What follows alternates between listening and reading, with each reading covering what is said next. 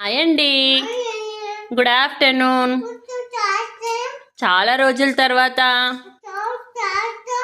మళ్ళీ వీడియో తీస్తున్నాను. ఇవాళ నేను లంచ్కి ఏమేం తింటున్నావు చిన్ను? అన్నము, పాపడాలు, పప్పుచారు, గోకరకాయ ఉంది కానీ నేను తినను.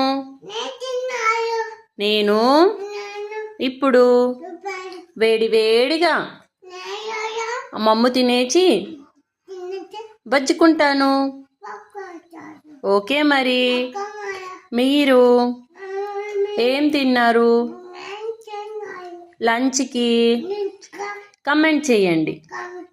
బాయ్ మరి.